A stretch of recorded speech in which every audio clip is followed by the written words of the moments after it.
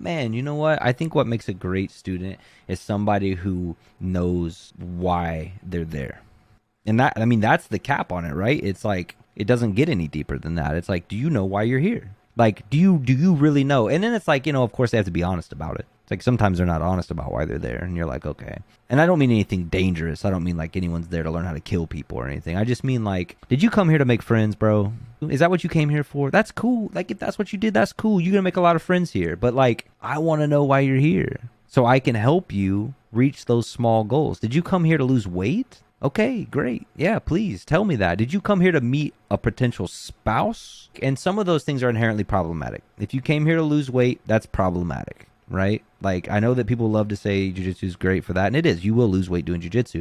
But it is inherently problematic if you only came here to lose weight because you're not going to like people laying on you. You're going to hate that. You're not going to like my classes because they're wildly complex compared to the spin class at the local Planet Fitness. And I should probably be on you about making sure you do more rounds. And I should probably be on you about making sure you drink enough water. I should probably be on you about like giving you diet tips and things like that are very simple, nothing crazy. Like, let me be your nutritionist, but just small things like, hey man, if you cut out soda, it's going to have an impact on your body weight. Things like that. So it's like, I need to know those things because I don't want to sit with you for 20 minutes during class and watch you drill and give you direction after direction after direction. If you don't care about getting good at jiu-jitsu, you just came there to lose 20 pounds because you're going to get annoyed by me. You're going to think I'm the most annoying person ever because I'm just like, no, man, you still don't have this down. And you're just like, I don't care. When do we roll? And then like, oh, if you came here to meet a spouse. This one's inherently problematic because dating inside the gym leads to falling outs. Falling outs lead to people leaving the gym. Leaving the gym with drama leads to people talking trash, yada, yada. It's like, please just be honest about that so that I can explain to you what's coming down the pipe for you if you date in the gym.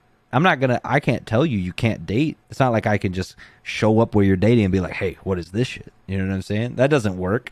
But what I can tell you is I can warn you ahead of time and say like, hey man, listen, here's the deal. If you guys date and it becomes a problem in the gym, I will have to ask one if not both of you to leave eventually. That will be a thing. And that's really unfortunate, but that's where we're headed. Date if you want to. I hope it works out. I hope you get married and I hope you never have a bad day ever again. But that's not very likely. So that's a big one. And then it's like, I want to be a world champion. But do you though? If a student knows why they're there and they're honest about it, that's the single best student you'll ever have. And it doesn't matter if that student ever does anything competitive, whatever. You will have the biggest impact on that student if you can help them reach a goal that they know they want to reach. And they're honest about wanting to reach it.